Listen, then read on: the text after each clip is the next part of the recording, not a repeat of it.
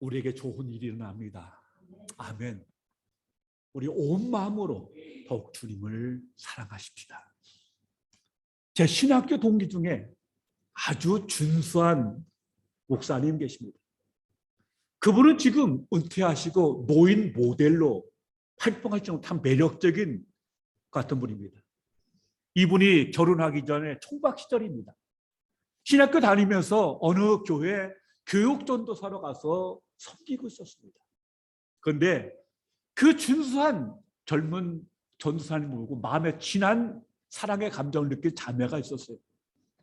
그건 좋은데 툭 하면은 전사님 사택에 와갖고 하는 말이, 하나님께서 나로 하여금 전사님과 결혼하라고 말씀하셨다는 거예요. 그리고 안 가는 거예요. 참, 그러니까 이 전사님이 참 힘들어갖고는 몇 날 며칠 도망다니다시피 피신하고 집에도 못 들어가고 참 그런 일을 여러 번 겪었어요. 여러분, 이거 어떻게 해야 합니까? 근데 지금은 사모님이 그분이 아닌 거 보면은 한때 해프닝으로 참 끝난 것 같습니다. 이런 경우 많아요. 목사님한테 가서 목사님한테 가면 나를 이렇게 도와줄까라고 하나님 말씀하셨다는 분들이 계시고요. 이렇게 저렇게 해갖고 소위 하나님의 음성 혹은 말씀을 가지고 와서 이렇게 저렇게 표현하는 분들이 의외로 많이 계십니다. 여러분, 그럴 때 어떻게 여러분은 처리하십니까? 어떻게 이걸 해석하십니까? 오늘 본문은 여기에 대해서 작은 답을 주고 있습니다. 우리는 지난 시간에 이 사울이 아버지의 명을 받았어요. 암나기들이 아마 명만에 한꺼번에 가출을 한 것 같아요. 그러니까 아버지가 가서 끌어오라는 거죠. 얘하고 사원과 함께 나섰습니다. 그런데 이게 만만치 않았어요. 그 주변에 전부 정말 이잡듯이 뒤지는 불구하고 없어요. 그래서 무려 사흘길을 낙이 찾으려고 수고를 했어요. 그렇게 간 발걸음이 우연히 숲 땅에 있는 라마에 이르게 됐어요.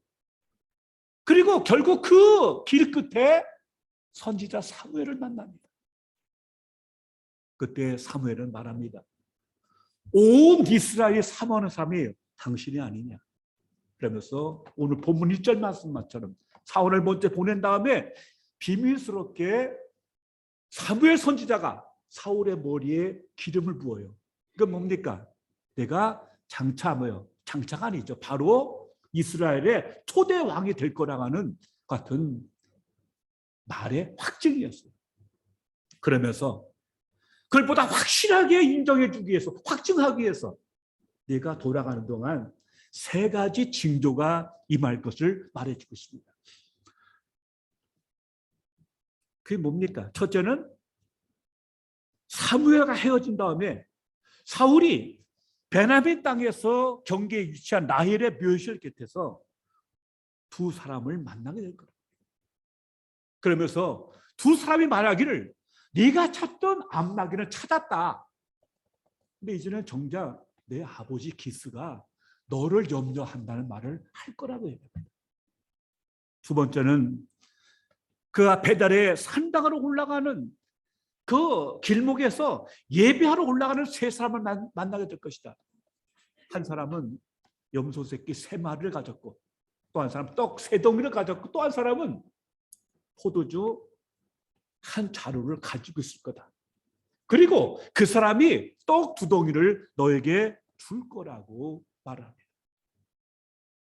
그리고 3 번째는 네가 내 집 기브아에 가게 될 때 그 산당에서 내려오는 이 땅의 일군의 예언자들이 있는데, 선지자들이 있는데, 그들 가운데 집단으로 그들이 예언 현상에 빠져들고 사울 너도 그 속에 끼어서 함께 예언하게 되는 그런 일이 일어날 거라고 얘기해요.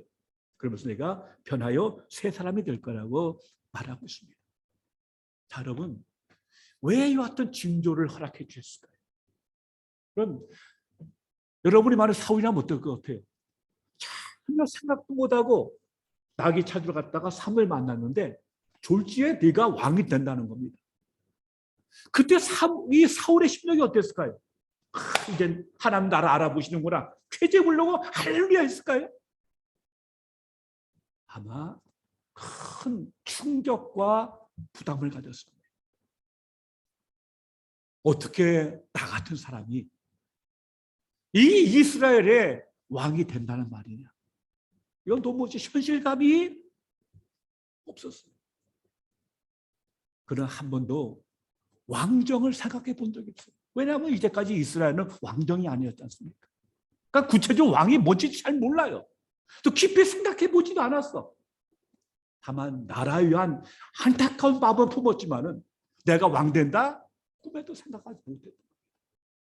더구나 이 기브와 베냐민 지파는요, 사사기 끝에서 아주 불미스러운 사건을 겪고 거의 멸절되다시피 한 부끄러운 지파였기 때문에 내가 정작 왕이 된다 한들 이 부끄러운 지파 출신을 과연 따를 것인가 하는 것에 대해서도 도무지 자신이 없었어요.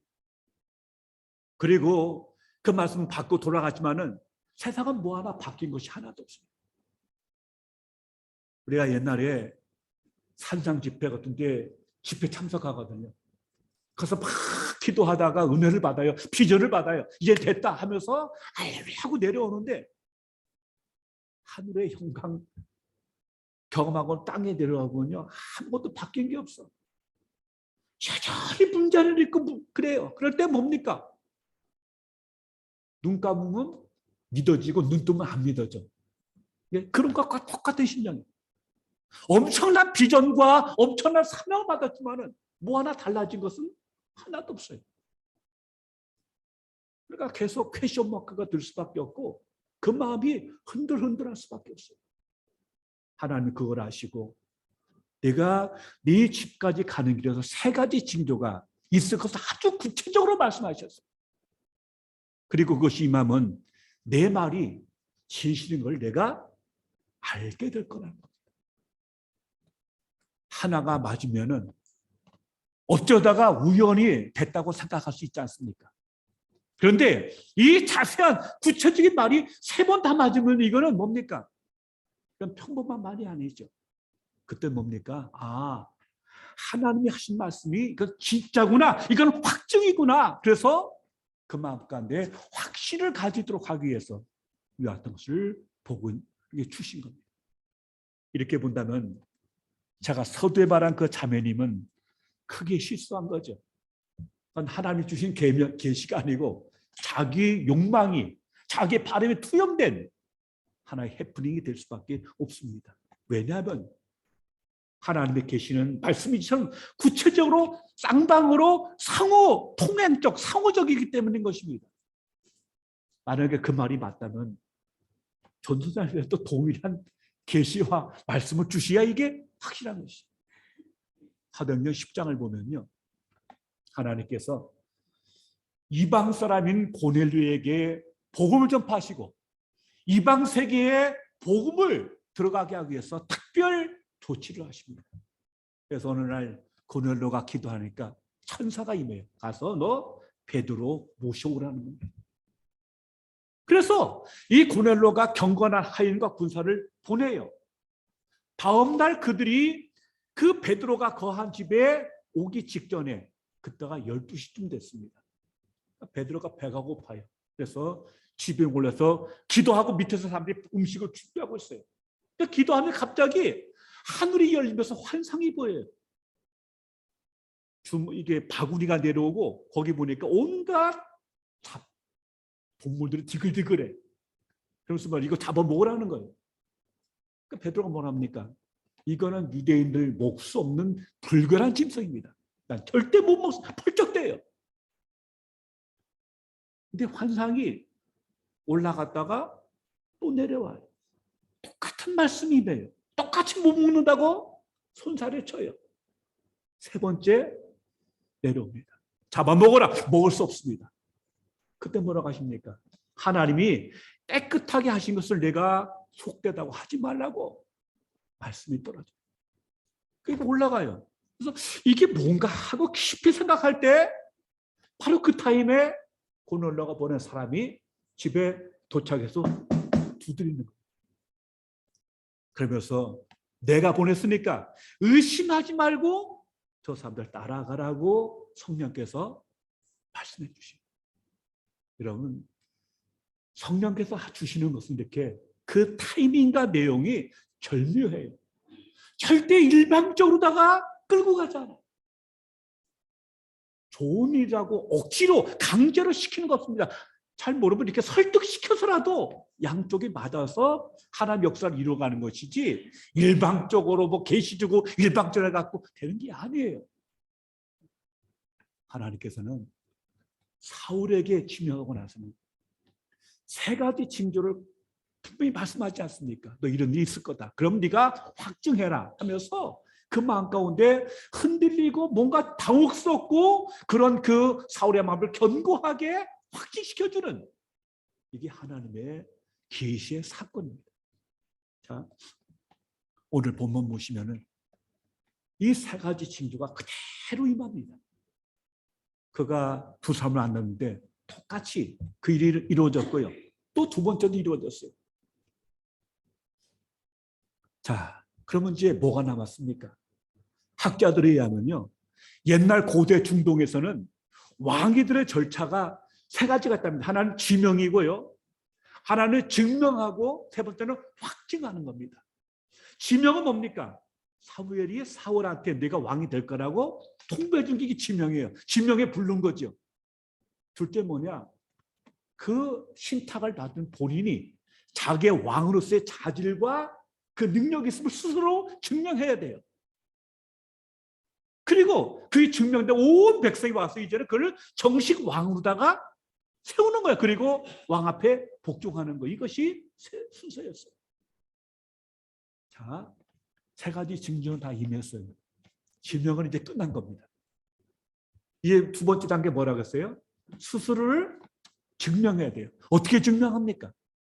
대부분의 경우는요, 전쟁을 통해서, 승리함을 통해서 그 사람이 군사적 리더십이 있음을, 카리스마가 있음을 스스로 드러내고 입증해요.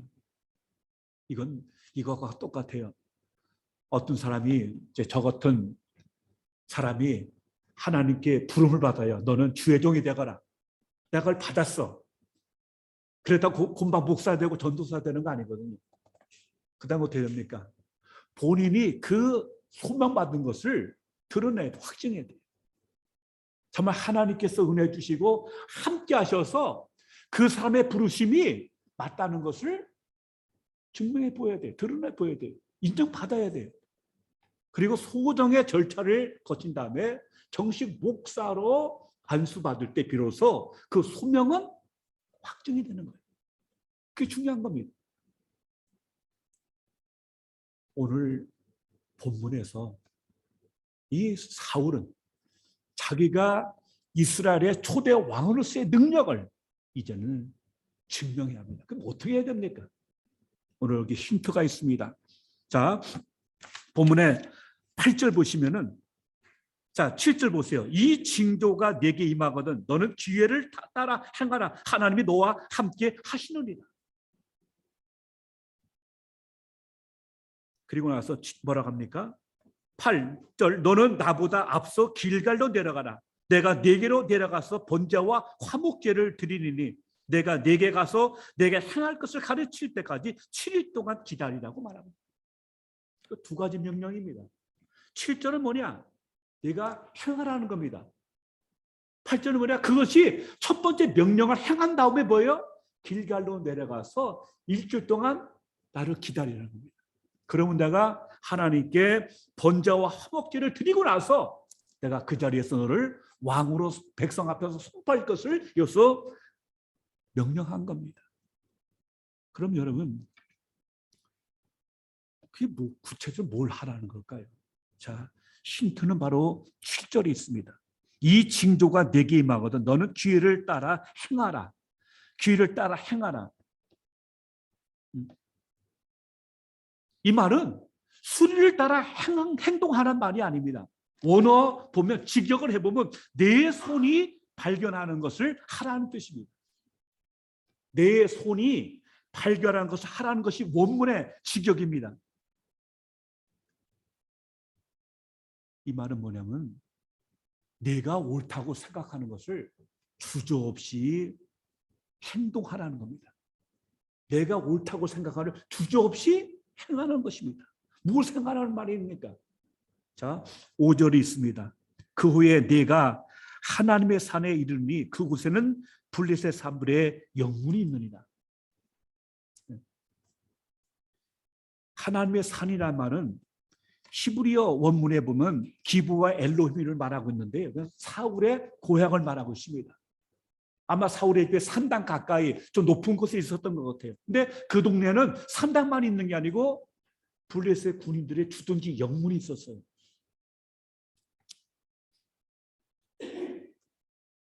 여러분, 왜 사울의 고향 집 근처에 블레셋 사람들의 주둔지 영문이 있습니까? 이거는 이스라엘의 슬픈 역사를 말해주고 있는 겁니다. 그 말은 그때까지도 블레셋이 거기다가 주둔구를 만들어 놓고 이스라엘을 압제하고 있었어요. 압제하고 있었어요. 말로는 독립국가 같은데 실질적으로는 블레셋이 무력으로 그들을 압제하고 뺏고 그러던 시대였습니다. 여러분, 사울이 어떻게 민족의 아픈 역사를 그가 기억하고 생각하고 있었을까요? 그는 자기 동네에 블레셋 군인들이 와 있는 걸 봤거든요. 이해가 되십니까? 어떻게 우리나라에 이 이스라엘 땅에 아직도 저 블레셋 군인들이 있어야 하느냐 하는 것을 늘 보면서 사울은 이 민족의 아픈 역사를 생각했던 겁니다. 하나님께서는 뭘 말씀하고 있느냐? 사울아, 내가 저것들을 쳐내라는 겁니다. 쳐내라는 거예요. 그것이 바로 그러면서 주신 말씀이 뭐냐? 하나님이 너와 함께 하신다고 말씀하셨어요. 그럼 성경 여러 군데 보면요, 구약성, 특별히 구약성을 보면요, 하나님이 함께한다는 말씀이 주어지면 반드시 전쟁이 났어요. 그리고 너 믿음으로 올라가서 치라는 거예요. 그게 주어진 주문이었어요. 근데 사울이 그걸 했습니까? 안 했어요. 오늘 본문 말씀 보시면요, 너가 이걸 하고 나서 길갈에 가서 일주일 기다리는 게 분명히 있지 않습니까? 근데 오늘 본문 보시고 그 말이 나와요? 사울이 그 길갈에 갔다는 말이 나옵니까? 안 나와요. 성경은 침묵합니다. 왜 침묵할까요? 사울이 블레셋 진영을 치지 못했어요. 사무엘은 만약에 사울이 블레셋 주둔지를 치면은 분명히 전쟁이 일어날 거예요. 그러면은 사무엘은 사울과 연합해서 이번 차제에 블레셋을 쓸어버릴 생각을 했어요. 그리고 길갈에서 온 백성이 모인 자리에서 정식으로 사울을 왕 삼으려고 준비한 게 첫 번째 플랜이었어요. 근데 그 말이 안 나오잖아요. 왜? 사울이 용기를 가지고 블레셋을 치지 못했습니다. 이 말은 뭐냐? 그가 순종하지 못했다는 얘기입니다.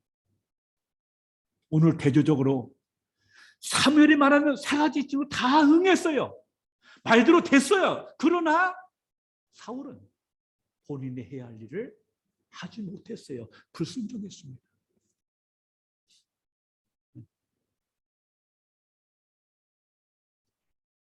오늘 본문에 보면 그런데 사울이 사무엘을 돌이킬 때 새 마음을 주셨다고 하셨어요. 근데 왜 전혀 그런 새 마음의 어떤 변화의 역사가 나타나지 않습니까? 오늘 이 본문은요, 사무엘상에서 굉장히 아주 난해 구절로 속한답니다. 책에 보면 여러 가지 해석이 있는데 저는 김권 교수가 쓴 사무엘상 주석을 보니까 거기에 명쾌하게 설명이 되더라고요. 바로 이와 같은 하나님의 그 말씀을 그가 지키지 못했기 때문에 길갈 역사도 없고 하나님 그 사무엘의 계획이 깨지게 된 겁니다.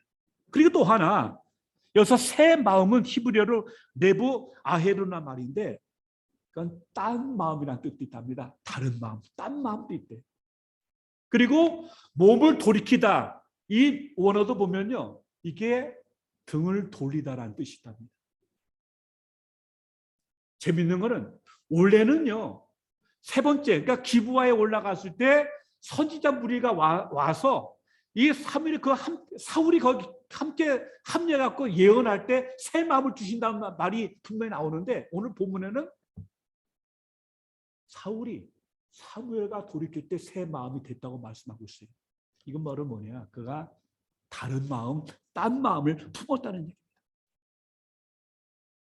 딴 마음을 품었기 때문에 이미 그 단에서 뭘 말해주고 있느냐? 사울과 사무엘의 암묵적 동의가 얼마 있어서 깨질 거라고 하는 암시가 이 본문만 속에 들어 있는 겁니다. 여러분,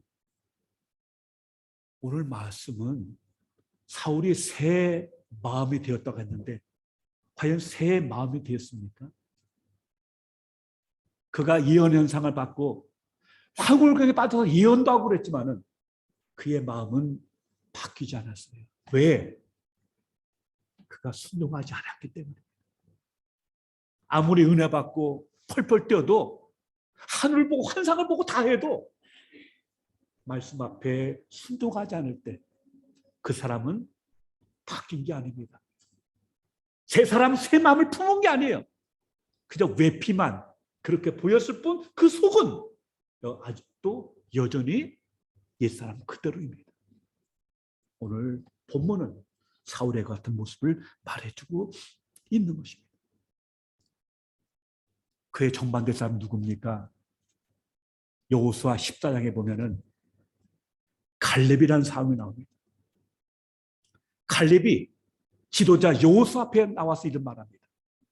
당신도 아다시피 40년 전에 하나님께서 하나님 사람 모세를 통해서 여호수아 갈렙 두 사람은 1세대 다 광야에서 죽어도 두 사람은 가나안 땅에 갈 것을 말씀하셨어요. 그리고 40년이 지났습니다. 그래서 뭐라고 합니까? 내게 저 산지를 내게 달라고 얘기합니다. 왜?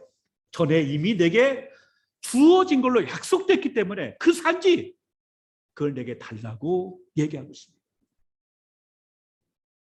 내가 나이가 지금 85세지만 난 능히 올라가서 저 산지를 차지할 수 있다고 얘기합니다. 그러니까 여호수아가 주어요. 근데 여러분 그 땅은요 무조공산이 아니에요. 가장 강력했던 거기 아낙 사람이 그 사람이 거기서 다스리고 있던 땅이었어요. 그러나 갈렙은 담대히 나가서 당당하게 싸워서 그 땅을 찾아 거기에 하나님 깃발을 꽂은 겁니다. 여러분 이게 뭐요? 믿음의 삶입니다. 근데 사울은 세 가지 징조가 다 임했음에도 불구하고 그래 끝내 행동하지 못해요. 두려워서 믿지 못해서 확신하지 못해서 결국 올라가지 못합니다. 그래서 사면은 어쩔 수 없이 1차 플랜 깨지고요. 그래서 한 게 뭡니까? 미스바에서 사람들을 불러 모아갖고 거기서 제비뽑기를 하는 겁니다. 원래 목표는 뭐였어요? 블레셋을 쳐서 이긴 다음에 길갈에서 번자와 화목제를 드리고 백성 앞에서 왕 세우려는 게 이게 오리지널 계획이었는데 그게 안 되니까 불순종하니까 2차로다가 다 미스바로 모여라 해갖고 거기서 뭐예요? 제비뽑기를 하는 거예요. 그래서 지파비를 다 모으게 해갖고 결국 그래서 뽑혀요. 처음에는 비밀리에 기름 부었지만 이건 뭐냐 아주 공식적인 행사를 통해서 제비뽑기 해갖고 결국 사울을 뽑아갖고 그런 왕으로 세우는 것이 오늘 미스바 집회입니다. 여러분 근데요 이 제비뽑기는요 굉장히 익숙하지 않습니까? 여호수아에 보면은 이스라엘이 아이성을 치다가 완전히 깨져요. 그러니까 슬퍼갖고 고통하는 하나님께서 여기 죄가 있다고 얘기합니다.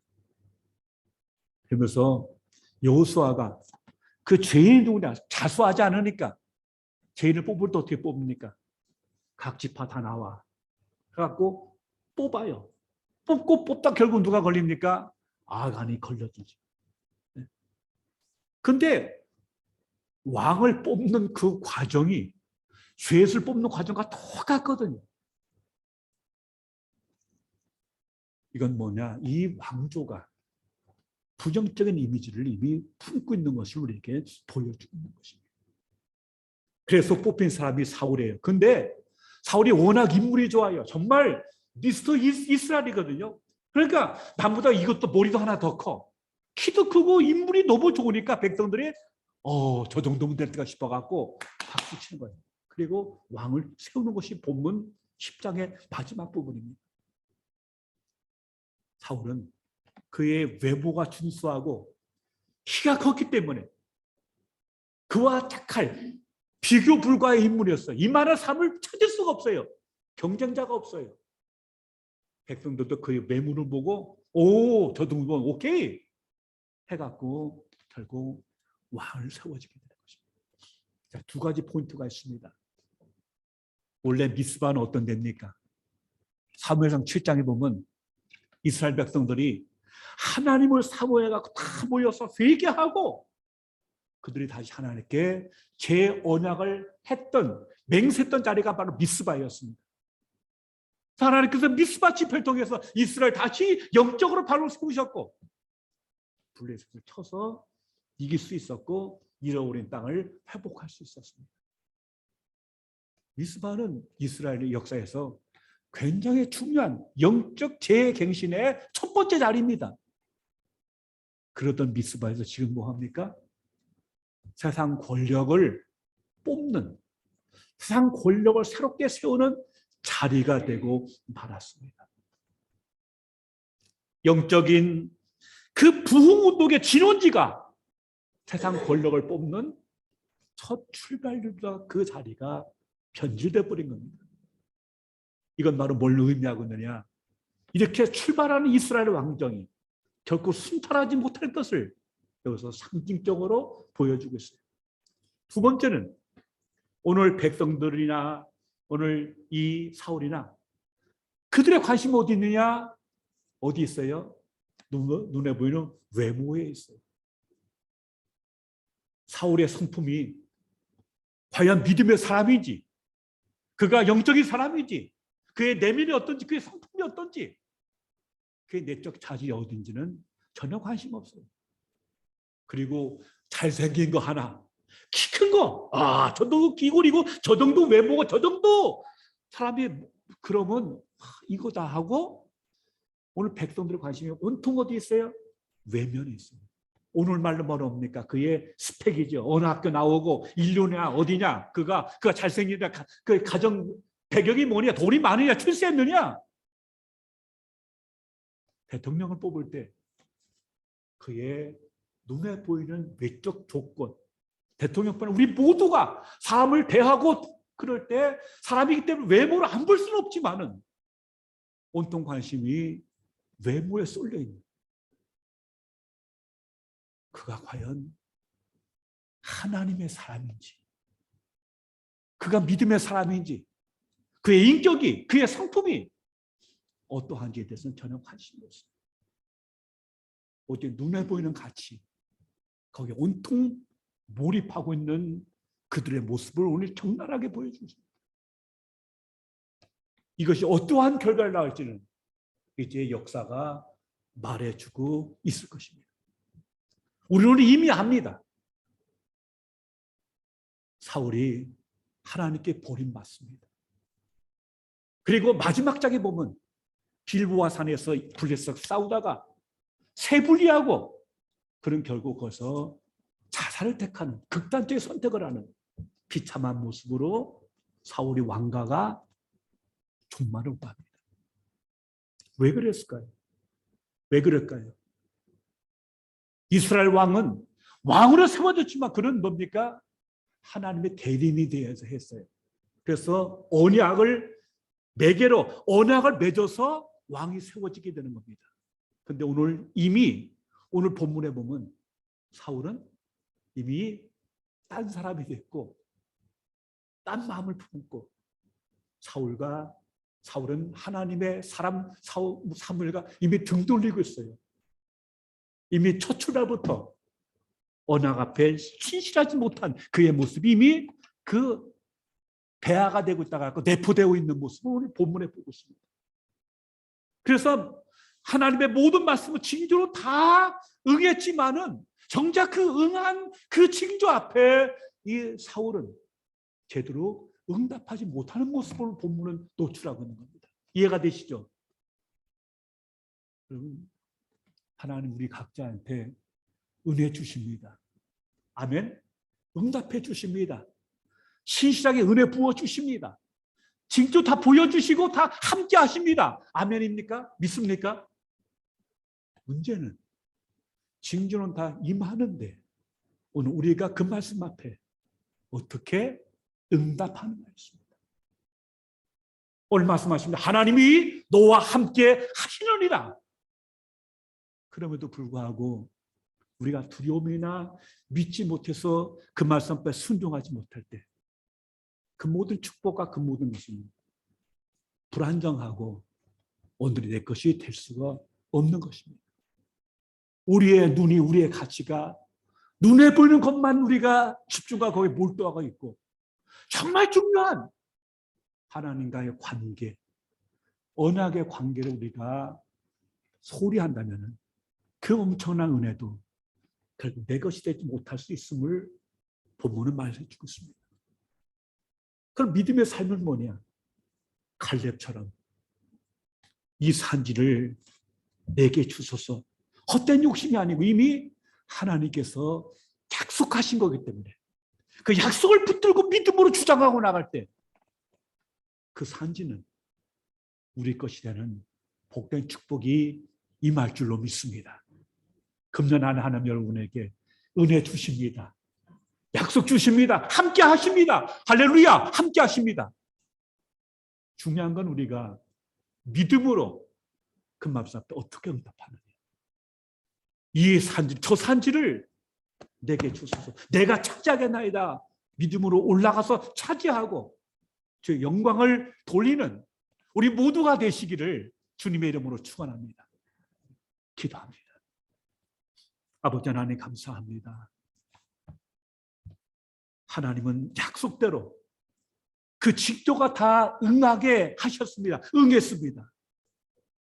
그러나 정작 사울은 그가 두려워서 믿지 못해서 불순종하고 딴 마음을 품고 등을 돌리고 말았습니다. 이렇게 불안정하게 출발한 이스라엘 왕정은 결국은 슬픈 역사가 된 것을 역사는 우리에게 보여주고 있습니다. 하나님, 그러한 불순종의 삶이 아니고 갈렙처럼 저 산지를 내게 달라고 선포하며 올라갈 수 있는 믿음의 삶 되게 하시고 하나님의 말씀의 언약의 신실한 삶을 통해서 오늘 하나님의 함께 하심을 드러내며 영광 돌리는 우리 모든 이의 2020년 될 수 있도록 축복하옵소서. 예수님 이름으로 기도하옵나이다. 아멘.